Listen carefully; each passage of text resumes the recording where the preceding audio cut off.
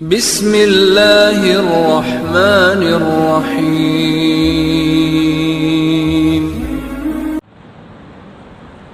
الحمد للہ وکفى وسلام علی عباده الذین اصطفى وعلى آلہ واصحابہ المجتبى اما بعد فاعوذ باللہ من الشیطان الرجیم بسم اللہ الرحمن الرحیم واتبعوا ما تتلو الشياطين على ملك سليمان وما كفر سليمان ولكن الشياطين كفروا يعلمون الناس السحر إلى آخر الآية.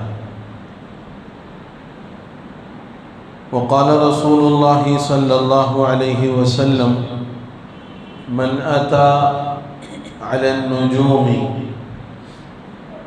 وصدق كلامه فقد أبى على أنزل على محمد أو كما قال صلى الله عليه وسلم.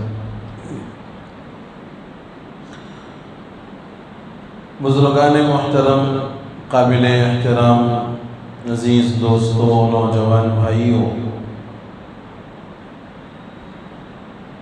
اللہ رب العزت نے اس دنیا میں لوگوں کو آزمایا ہے، ابھی بھی آزماتے ہیں اور آئندہ بھی آزمائیں گے، اور اللہ کی آزمائش مختلف طریقوں سے ہوتی ہے. قرآن کہتا ہے وَلَنَبْلُوَنَّكُمْ بِشَيْءٍ مِّنَ الْخَوْفِ کہ ہم تم کو ضرور آزمائیں گے خوف کے ذریعے سے، والجوع بھوک کے ذریعے سے، حالات تنگ کر کے، معیشت کو بالکل ختم کر کے، ونقص من الاموال مال کے اندر نقصان کر کے، والانفس جانوں کے اندر نقصان کر کے، والثمرات اور پھلوں کے اندر، پھلوں سے مراد یہاں فوائد ہیں جو انسان کے دوسروں سے جڑے ہوئے ہیں یا اس کے اپنے ذاتی مفادات اور فوائد ہیں، اس کو ختم کر کے اللہ رب العزت انسان کو آزماتا ہے. جب انسان ان آزمائشوں میں آتا ہے تو اس کو دور کرنے کے لیے دعا اور دوا دونوں کا سہارا لیتا ہے. بیماری آئی، دوا کا سہارا لیا، حالات آئے، مصائب اور مشکلات میں گھرا، دعا کروایا. لیکن انسانوں کی آزمائش لوگوں کے ایمان کے اعتبار سے مختلف ہوتی. اللہ کے وہ نیک اور مقرب ترین بندے جو اللہ کے بالکل محبوب ہیں، اللہ کے بڑے پسندیدہ بندے ہیں، ان پر جو حالات آتے ہیں اور ان حالات کے آنے پر جب وہ صبر کرتے ہیں تو اس سے ان کا مقام، رتبہ اور اللہ کے نزدیک ان کا درجہ اور بلند ہوتا ہے. بخاری کی ایک روایت میں فرمایا کہ جب اللہ کسی بندے کے ساتھ خیر کا معاملہ کرنا چاہتے ہیں یصب بھی تو اس پر حالات ڈال دیتے ہیں.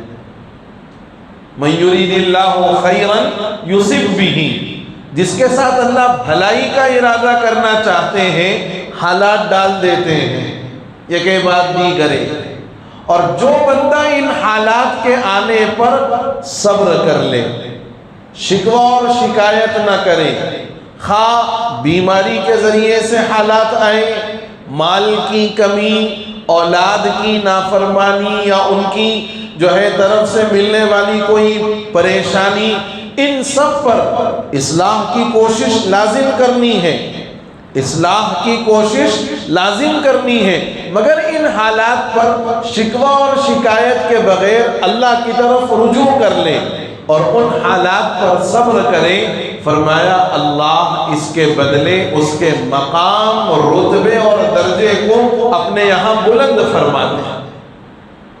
چنانچہ ایک دوسری حدیث میں نبی رحمت صلی اللہ علیہ وسلم نے فرمایا کہ انسان پر جو حالات اور مصائب آتے ہیں،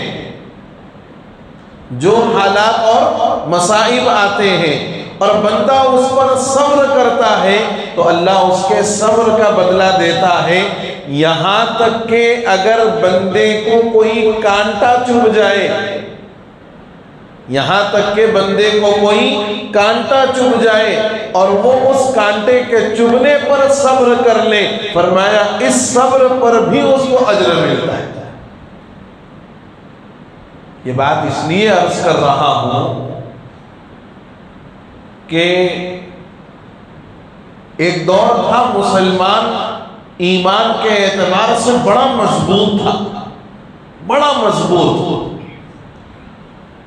خالد بن الولید رضی اللہ عنہ کا وہ واقعہ آپ کے ذہن میں ہوگا کہ خالد بن الولید رضی اللہ عنہ اپنے ایک لشکر کے ساتھ کسی مقام پر پڑاؤ کیے ہوئے، آگے جنگ کرنی ہے، مگر جنگ کے پہلے تیاری یا پھر ماحول دیکھنے کے لیے کچھ دن پڑاؤ کرتے۔ غزوہ بدر، غزوہ احد کے واقعات آپ نے سنے ہوں گے تو اس میں یہ بات ملے گی ضرور۔ پڑاؤ کیا، سپہ سالار خالد بن الولید ہے، دشمن نے اپنے ایک جاسوس کو بھیجا، جاؤ جا کر کے دیکھو کیا کارروائی ہو رہی ہے، کیا ان کی تیاری ہے۔ اور جاتے وقت اس جاسوس کو ایک شیشی دی جس میں بڑا ہی خطرناک زہر تھا۔ کہا کہ ان لوگوں کا جہاں لنگر خانہ ہو تو لنگر خانے میں جانا، کسی بھی چیز میں اس کو ملا دینا، پئیں گے کھائیں گے سارے کے سارے وہیں ختم ہو جائیں گے۔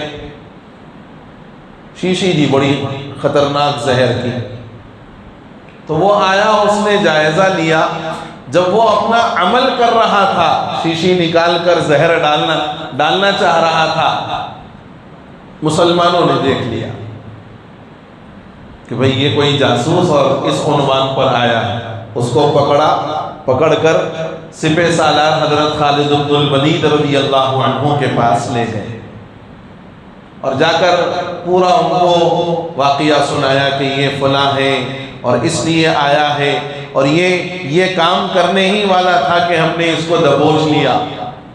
خالد بن الولید نے وہ زہر کی شیشی اس کے ہاتھ میں سے لی، پوچھا اس سے کہ بھئی یہ زہر کیسا ہے، اس کا اثر کیا ہے؟ فرمایا یہ بس زبان پر لگے اور اس کا اثر حلق سے نیچے اترے فوراً ختم۔ تو خالد بن الولید نے اس شیشی کو لیا، بسم اللہ الذی لا یضر مع اسمہ شیء فی الارض ولا فی السماء وهو السمیع العلیم، 3 مرتبہ اس دعا کو پڑھا، بسم اللہ کے بعد پوری شیشی آپ نے اپنے جو ہے حلق کے نیچے اتار لی، بالکل صحیح، کوئی اثر نہیں ہوا۔ ایک تو اس دعا کی برکت بھی ہے اور دوسری چیز ہے ایمان اور عقیدے کا بڑا مضبوط ہونا۔ یعنی اس عمل سے یہ بتلانا چاہتے ہیں کہ اگر اللہ رب العزت نے اس زہر پینے سے میری موت لکھی ہے تو موت واقع ہوگی، اور اگر موت نہیں لکھی ہے تو چاہے یہ زہر پی بھی لوں مگر اس کا کوئی اثر نہیں ہوگا، چنانچہ نہیں ہوا۔ یہ ایمان اور عقیدے کی مضبوطی کی بات میں عرض کر رہا تھا اس واقعے میں۔ آج ہمارا ایمان بڑا کمزور ہے، بڑا کمزور ہے، ذرے سے حالات آ گئے پریشان، بچے بیمار ہو گئے، بیوی بیمار ہو گئی، پریشان۔ ایک تو یہ ہے کہ بھئی فی نفس ہی پریشانی ہوتی ہے، اس کا انکار نہیں ہے کہ پریشانی نہیں ہوتی، یقیناً ہوتی ہے، مگر اللہ کے حضور میں صبر کے بجائے شکوے اور شکایت والے جو الفاظ زبان پر آتے ہیں وہ اللہ کو پسند نہیں، وہ اللہ کو پسند نہیں ہے۔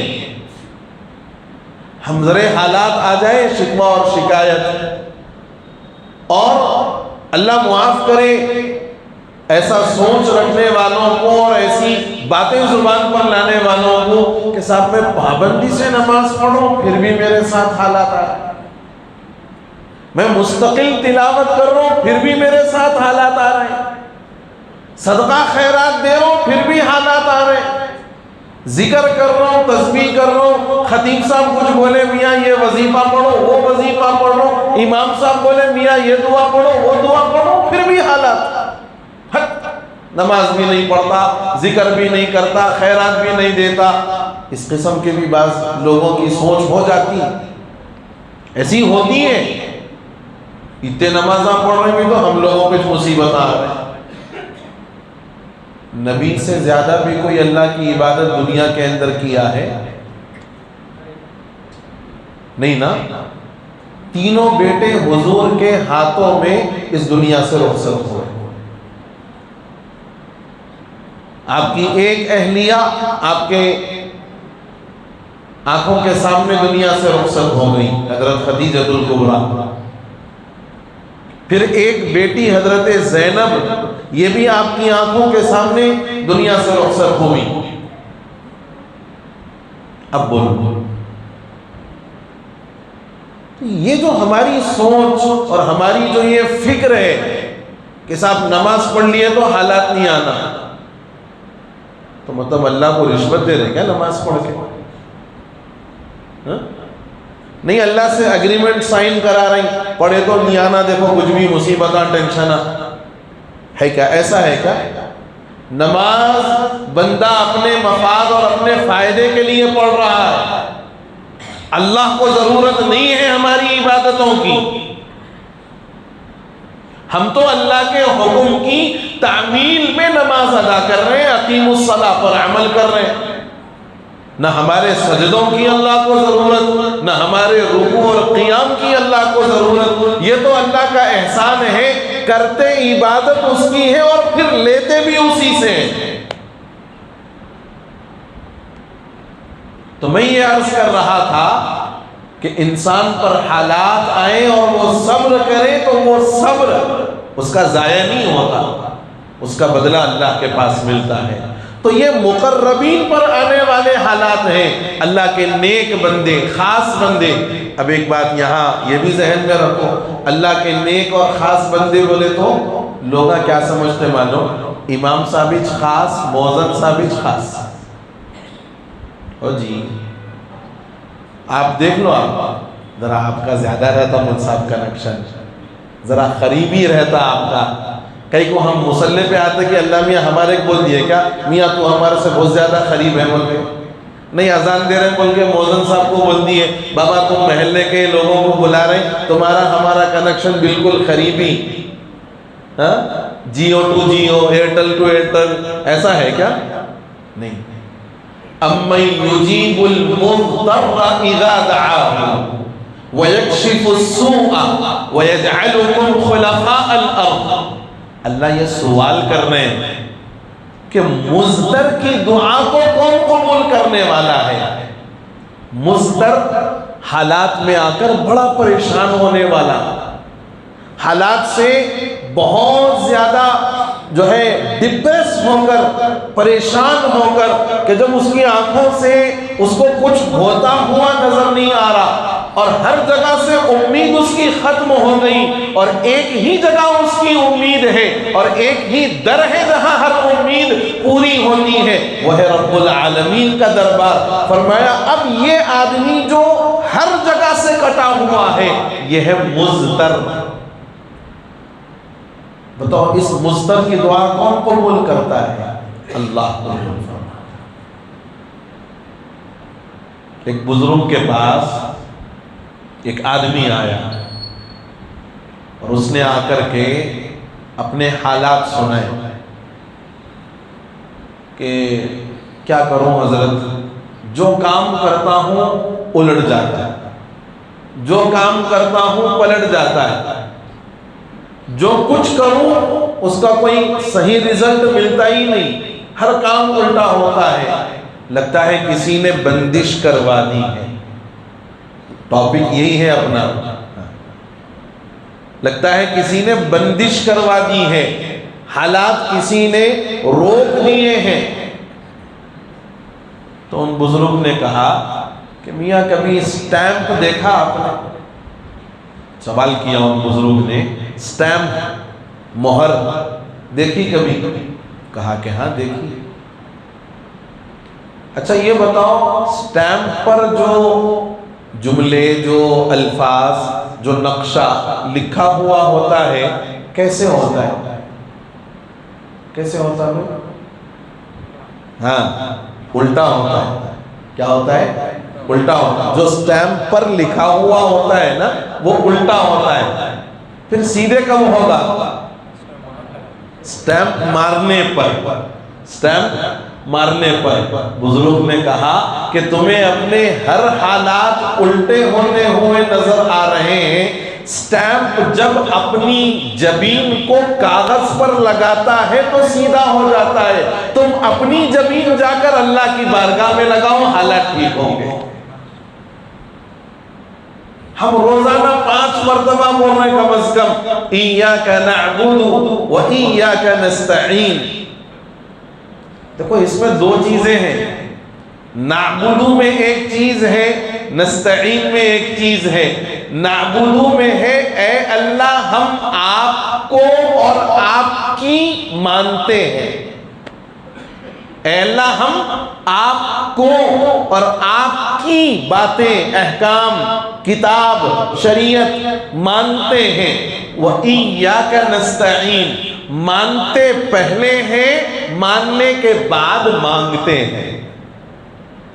مانتے پہلے ہیں، ماننے کے بعد مانگتے ہیں۔ آج ہمارا کیا حساب ہے؟ اونلی مانگنا، نو ماننا۔ اونلی مانگنا، اے اللہ یہ دے دو، اے اللہ جلدی جو ہے ماسٹر پلان آ جاؤ، چیک آ جاؤ۔ چل رہے دعائیں خوب چل رہی، اللہ اب ریٹاں بڑھ گئے، وہ ریٹوں کے حساب سے آ جاؤ، اللہ ہیڈرا میں ہمارا گھر نہ کھو جاؤ۔ مانگ رہی، لیکن مان رہے بھی مان نہیں رہے ہیں۔ ہم مان نہیں رہے ہیں۔ پہلے مانو تو پھر مانگو۔ دیکھو ہم دنیا داروں میں کسی کے بڑے آدمی کے پاس جائیں تو پہلے اس کی آبھگت کرتے ہیں، کہتے ہیں کہ آپ ہیں، باقی سب پانی کم ہے جی، یہ اور فلاں اور یہ اور وہ۔ اس کے بعد پھر اپنا عرض مدعا رکھتے ہیں کہ بھائی مسئلہ یہ ہے ہمارا۔ تو یہ چیز ہم نے بس یہ سمجھی ہوئی ہے، حالانکہ ایاک نعبد و ایاک نستعین میں یہ سبق اور یہ درس دیا گیا کہ پہلے مانو تو صحیح اللہ کو مانو تو صحیح، اللہ کو بھی مانو، اللہ کی بھی مانو، پھر اس کے بعد مانگو۔ وہ دے گا، ضرور دے گا، اور وہی دے گا، اس کے علاوہ کوئی نہیں دے گا۔ تو حالات جب آئیں تو صبر کریں۔ ایک تو یہ مقربین کے حالات، اور دوسرے ہیں عام لوگوں کے حالات، عامۃ الناس، عوام پر آنے والے حالات۔ عوام پر آنے والے حالات جو ہوتے ہیں اس کے مختلف اسباب ہیں، میرے پہ، آپ پہ جو حالات آتے ہیں ان حالات کے آنے کے اسباب مختلف ہیں۔ ایک سبب جو بہت زیادہ ہے، ہماری بے راہ روی، ہماری بے راہ روی۔ بے راہ روی کا مطلب جمعے کو آ گئے تو ہفتے بھر کی چھٹی، اب اس کے بعد میں کمانا حلال کا ہے نہ حرام کا ہے، کوسے ذریعے سے آ رہا، کیسا آ رہا، کدھر سے آ رہا، پیسہ ہو چاہے جیسا ہو، پیسہ ہو چاہے جیسا ہو، یہ سب بے راہ روی۔ بہن کا حق مار دیے، بھائی کو کم پیسے دے کے خاموش بٹھا دیے جی، ان کا آیا لوٹ لیے، ان کا آیا دبا لیے، ان کو بولے اتنے دلا دیتا ہوں، اتنے کرا دیتا ہوں، یہ یہاں لگائے تو اتنے مل جاتے ہیں، وہاں لگائے تو اتنے مل جاتے ہیں، یہ سوپ لگانے کے بعد سمٹ کے پورا بھاگ کے نکل گئے۔ یہ ہے بے راہ روی، یہ سب بے راہ روی ہے۔ ایک وجہ یہ ہے، اور بڑی وجہ یہی ہے بے راہ روی۔ دوسری وجہ ہے لوگوں کا حسد، لوگوں کا حسد، نظر بد، جادو، سحر، یہ بھی انسان عام لوگوں پر آنے والے حالات کے اسباب میں کا ایک سبب ہے۔ بے راہ روی زیادہ تر یہی ہے، اس کے بعد لوگوں کی طرف سے ہونے والا حسد، نظر بد اور جادو۔ اب یہاں دو تین باتیں عرض کر کے میں بات ختم کر دوں گا، اور جو ہے تھوڑا جلدی میں سمجھنا ہے۔ کیا؟ نظر بد سے متعلق نبی رحمت صلی اللہ علیہ وسلم نے فرمایا العین حق ونہا عن الوشم، نظر بد کا لگنا حق ہے، نظر بد کا لگنا حق ہے، لیکن نظر نہیں لگنا بول کے نظر کا جو ٹیکا لگاتے نا وہ غلط ہے۔ نظر نہیں لگنا بول کے جو نظر کا ٹیکا لگاتے، چھوٹے بچوں کو یہاں پیٹ پہ، پیر پہ، پیٹھ پہ، پتہ نہیں کہاں کہاں، یا کلے پہ، یا بہت جگہ لگاتے ہو، اور اب چھوٹے بچوں کو لگائے تو چلو بھائی ذرا اچھا دکھ رہا بولے جیسا بولتے، بڑے لوگوں کو آج کل ویسے ٹیکے نہیں لگا رہے، ڈوریاں بندے رہے، بڑے لوگوں کو کیا کر رہے ہیں؟ ڈوریاں۔ پڑھے لکھے لوگ بھائی، ویل ایجوکیٹڈ لوگ، پیر میں دیکھو آپ بائیں پاؤں کے اندر یا کالی ڈوری رہتی، کیا بھائی یہ کیا ہے؟ ڈال دیے، ذرا گھر میں ڈال لو بولے تھے، ڈال دیا۔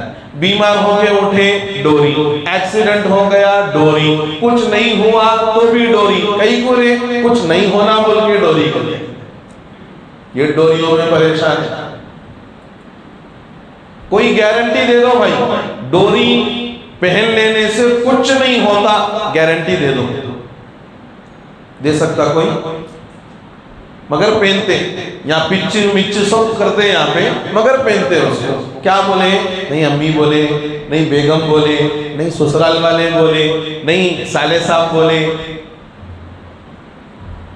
یہی ہے ہمارے ایمان اور صحابہ کے ایمان کا فرق۔ ہمارے کو ہر چیز پہ یقین ہو جا رہا، عقیدہ ہو جا رہا ہر چیز پہ۔ تو نظر بد سے متعلق یہ بات طے ہے کہ نظر بد لگتی ہے، لیکن حضور نے یہ دھبوں سے، یہ تاگوں سے، یہ ڈوریوں سے منع فرمایا۔ وَنَهَا عَنِ الْوَشْمِ۔ ایک حسد اتنی بری چیز ہے کہ اونٹ کو ہانڈی تک اور انسان کو قبر کے گڑھے تک پہنچا دیتا ہے، حسد۔ اور اسی حسد کا ایک دوسرا نام کہ بھئی انہیں خود کچھ نہیں کر سکا تو کسی اور کے پاس جا کے کرواتا، جادو۔ جادو، جادو کی حقیقت یہ ہے کہ جادو میں کچھ ایسی چیزوں اور ایسے باتوں پر عمل کیا جاتا ہے جو مخفی ہوتے ہیں، چھپے ہوئے ہوتے ہیں، اور ان کاموں کی وجہ سے جنات اور شیاطین سے مدد حاصل کی جاتی ہے، جنات اور شیاطین سے مدد حاصل کی جاتی ہے۔ اب وہ مخفی کام کیا ہے؟ کچھ منتر ہوتے ہیں، کچھ جملے ہوتے ہیں جن کے پڑھنے کی وجہ سے یہ جنات اور شیاطین خوش ہوتے ہیں، کیونکہ اس میں ان کی مدح سرائی ہوتی ہے، اس میں ان کی تعریف ہوتی ہے، اس میں ان سے مدد مانگی جاتی ہے، تو اس سے وہ خوش ہوتا ہے اور یہ پڑھنے والوں کی مدد کر دیتا ہے۔ ایک یا پھر یہ کہ آدمی ناپاکی کی حالت میں ہوتا ہے، تو چونکہ خبیث جنات اور شیاطین بھی ناپاک ہوتے ہیں، ناپاکی کو پسند کرتے ہیں۔ بہت ساری عورتیں حیض کی حالت میں عمل کرتی، بہت سارے لوگ غلاظت کو ساتھ رکھ کر غلاظت پر بیٹھ کر یہ عمل کرتے ہیں، اور بہت ساری مرتبہ کسی کو ناحق قتل کر کے اس کا خون لے جا کر پیش کیا جاتا ہے، جس سے وہ خوش ہو کر اس کی مدد کر دیتا ہے۔ یہ جادو کی حقیقت ہے، یہ جادو کی حقیقت ہے۔ کرنے والے کو نظر نہیں آتا، جس کے اوپر کیا گیا نظر نہیں آتا۔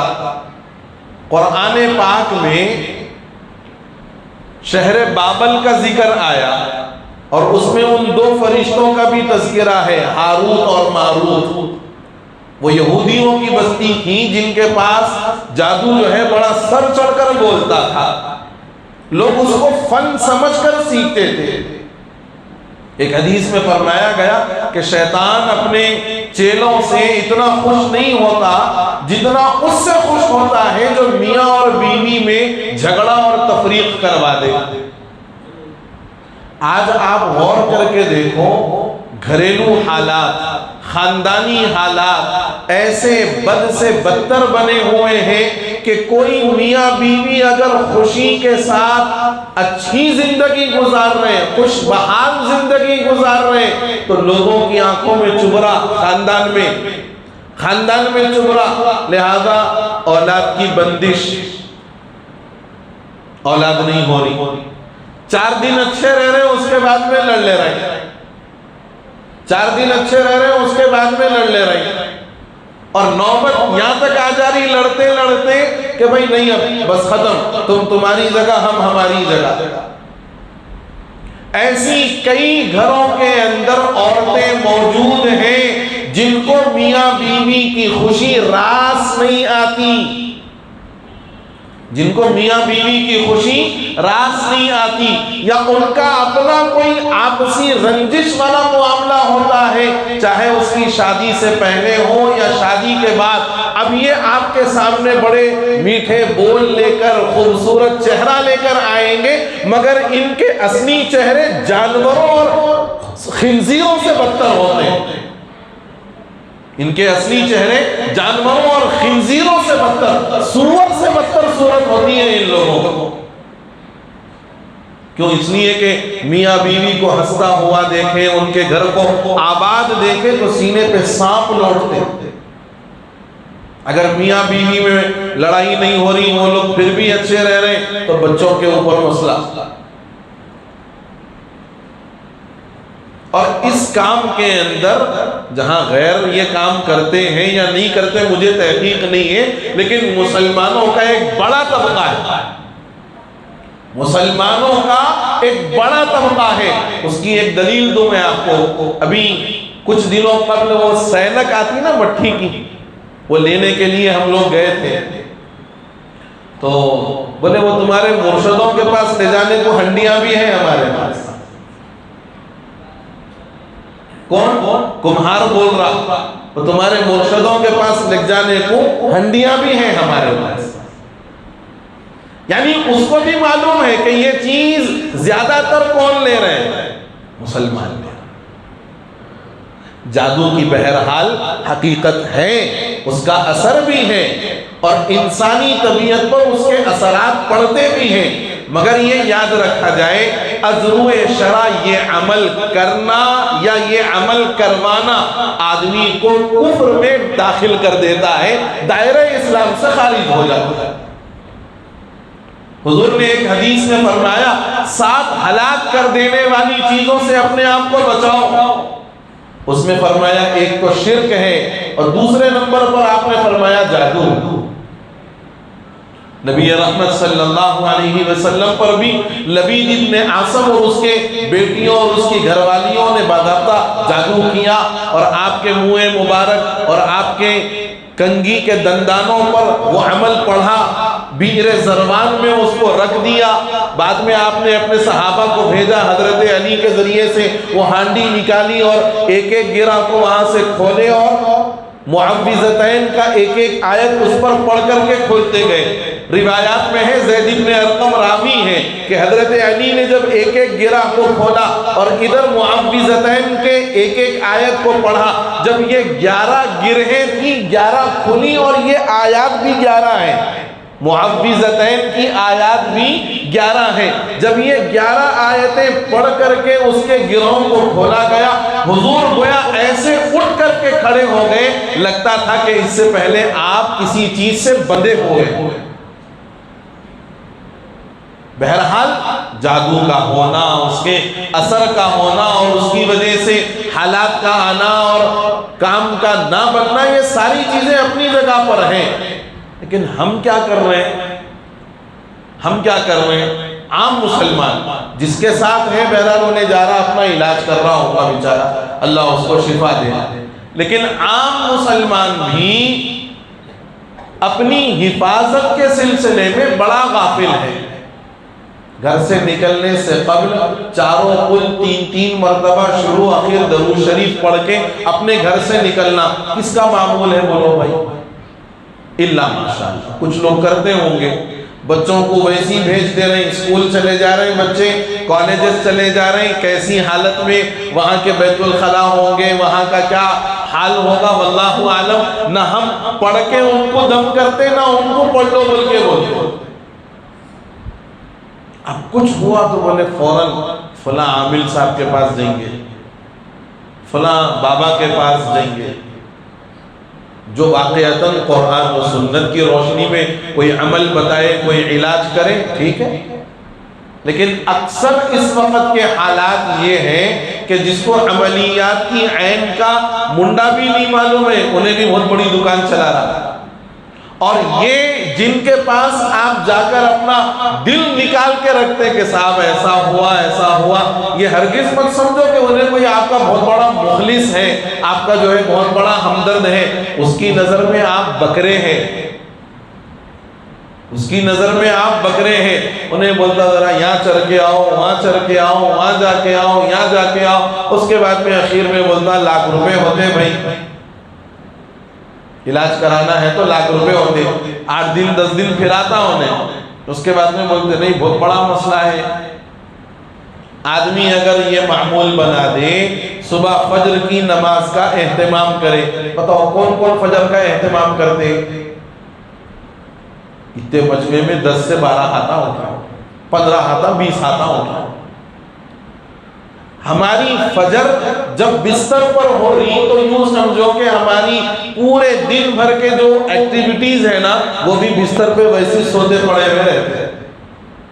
فجر میں اٹھ کے ایکٹیو ہو گئے تو پھر آگے کے حالات بھی ایکٹیو ہوتے، مگر نہیں، فجر کا مسئلہ تو ہمارا بستر استراحت پہ چلتا۔ فجر کی نماز کا اہتمام، اس کے بعد بسم اللہ الذی لا یضر مع اسمہ شیء فی الارض ولا فی السماء وهو السمیع العلیم 3 مرتبہ، چاروں کل 3 مرتبہ، اور شروع اخیر میں درود شریف، اور اس کے بعد پھر اللہ سے جو ہے دعا مانگ کر اپنے اوپر دم کرنا، گھر کے جا کے جو ہے سورہ یاسین پڑھ کے یہ سب پڑا ہوا پانی پہ دم کر کے اپنے گھروں کے اندر رکھنا۔ کوئی نہیں ہے، کچھ ہوتے کہ امام صاحب کے پاس باٹل لے کے بھاگ رہے، خطیب صاحب کے پاس باٹل لے کے بھاگ رہے، خود نہیں پڑھ سکتے، نہیں آتا آپ نے وہ، یہ جو ایک مزاج بنا ہوا ہے۔ اور دوسری بات کیا ہے، اگر کچھ حالات آ بھی گئے، کسی عامل کے پاس گئے، انہوں عمل بھی بتائے، یاد رکھ لو ایک بات بڑی صاف الفاظ میں بول رہا ہوں کہ نماز پڑھے بغیر کسی عمل میں کوئی اثر نہیں ہے، نماز کے بغیر کسی عمل میں کوئی اثر نہیں ہے، چاہے کتنے بھی تسبیحاں پڑھ لو، کتنے بھی اوراد اور وظائف پڑھو، اور لوگوں کے حقوق دبا کر اور فرائض کو چھوڑ کر جن حالات اور مسائل کے اندر اب مبتلا ہو، وہ حالات اور مسائل ان حقوق کی ادائیگی کے بعد اور ان فرائض کو مکمل کرنے کے بعد ہی ختم ہوں گے۔ وظائف پڑھنے سے حالات نہیں بدلتے، وظائف پڑھنے سے حالات نہیں بدلتے۔ تو بہرحال جادو کا ہونا یہ بھی بہرحال ایک مؤثر چیز ہے، یقینی بات ہے۔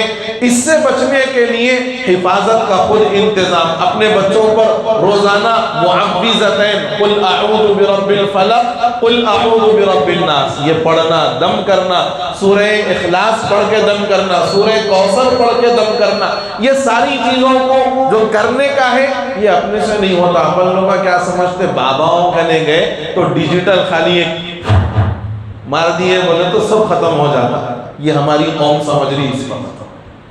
تو میں نے کہا کہ بغیر نماز کے کسی عمل میں کوئی اثر نہیں ہے، اور جو مصائب، جو حالات کسی کا حق مار دینے، کسی کی جو ہے چیز لے کے دبا دینے کی وجہ سے اگر حالات آئے، جب تک اس کا وہ حق اس کو نہیں دیے، جب تک وہ حالات آپ کے اوپر سے ہٹنے والے بھی نہیں ہیں۔ کیوں؟